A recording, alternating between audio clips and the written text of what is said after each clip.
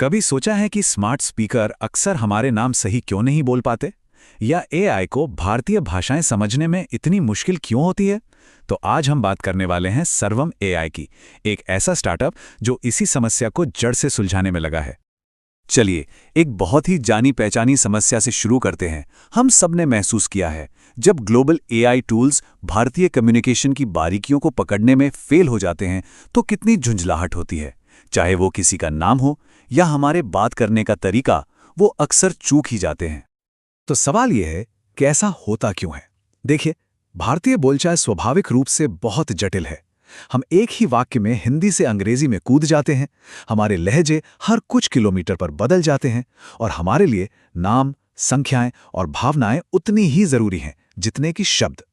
ये सब मिलकर किसी भी स्टैंडर्ड एआई मॉडल के लिए एक बहुत बड़ी चुनौती बन जाता है। तो आज की हमारी चर्चा में हम इसी सफर पर चलेंगे।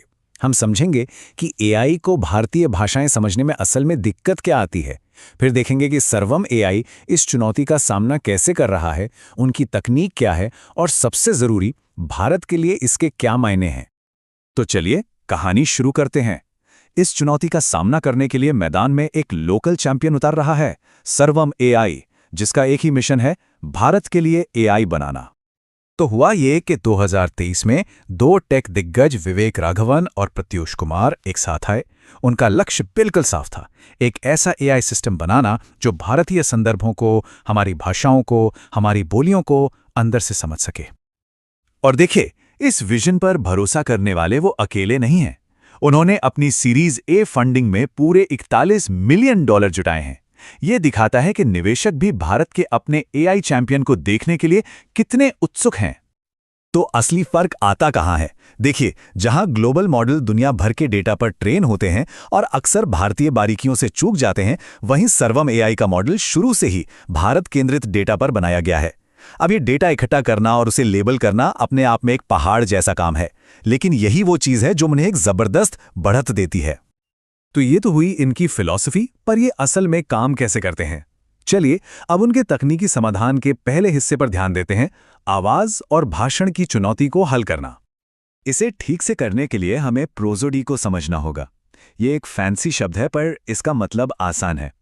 सोचिए, जब कोई दोस्त से बात करता है तो वो सिर्फ शब्द नहीं बोल रहा होता है ना।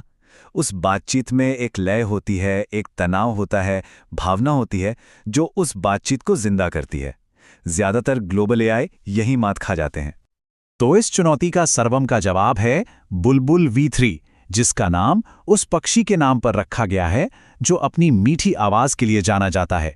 ये उनका प्रमुख टेक्स्ट टू स्पीच मॉडल है, जिसे खास तौर पर इन सभी जटिलताओं को संभालने के लिए ही बनाया गया है। और ये सिर्फ कहने की बातें नहीं हैं, इसके नतीजे साफ दिखते हैं। एक स्वतंत्र स्टडी में, खासकर टेलीफोनी जैसे असल दुनिया के हालात में, सुनने वालों ने बुलबुल V3 को बाकी सभी प्रतियोगियों से कहीं ज्यादा पसंद किया। ये एक बहुत बड़ी जीत है। इसी तकनीक का एक जबरदस्त इस्तेमाल है सर्वम डब। ये सिर्फ अनुवाद नहीं करता, ये बोलने वाले की असली आवाज को बनाए रखता है। इससे डबिंग बिल्कुल असली लगती है, रोबोटिक नहीं।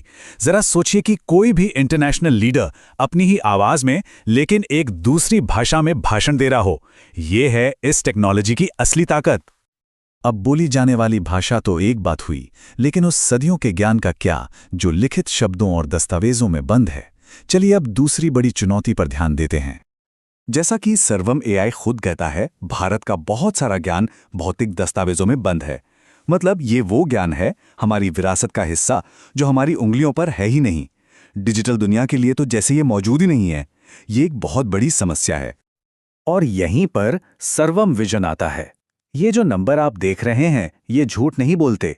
अपने खुद के भारतीय भाषा बेंचमार्क पर सर्वम विजन ने जेमिनी जैसे ग्लोबल दिग्गजों को लगातार पीछे छोड़ दिया है।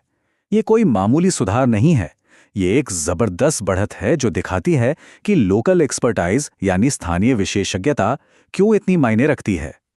तो हमने तकनीक तो देख ली, लेकिन इसका असल दुनिया में क्या असर पड़ रहा है? चलिए अब इसके प्रैक्टिकल इस्तेमाल की तरफ बढ़ते हैं। सर्वम एआई सिर्फ एक रिसर्च प्रोजेक्ट नहीं है, ये पहले से ही बड़े और जरूरी कामों में इस्तेमाल हो रहा है।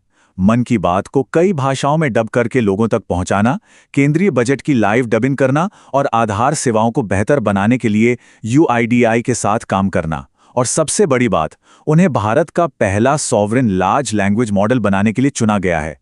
ये सिर्फ एक तकनीकी उपलब्धि नहीं है, ये एक राष्ट्रीय संपत्ति है। और ये हमें एक बहुत बड़े और शायद सबसे ज़रूरी आइडिया की ओर ले जाता है, सॉवरेन एआई। इसका क्या मतलब है और ये भारत के लिए इतना ज़रूरी क्यों है? देखिए, एआई सिर्फ एक टूल नहीं है, ये एक आर्थिक शक्ति है जो हमारे जॉब मार्केट को पूरी तरह से बदल रही है। इसका मतलब है कि भविष्य की नौकरियां आज जैसी नहीं होंगी और सर्वम एआई जैसे सिस्टम उस भविष्य को आकार देने में मदद कर रहे हैं जो भारत को ग्लोबल मंच पर और भी ज्यादा प्रतिस्पर्धी बनाएगा। तो बात आकर इस आखिरी सवाल पर रुकती है। अगर आर्टिफिशियल इंटेलिजेंस वाकई हमारे समाज की अगली नींव है, तो क्या यह ज़रूरी नहीं है कि इसे वो लोग बनाएं जो हमारी संस्कृति, हमारी भाषाओं और हमारे संदर्भों को गहराई से समझते हैं? ये सिर्फ टेक्नोलॉजी की बात नहीं है, ये पहचान की बात है। ये इस बारे में है कि भविष्य कौन लिखेगा। और सर्वम एआई जैसे प्रयासों के साथ भारत सिर्फ एक उपभोक्ता नहीं, बल्कि एक निर्माता बन रहा है।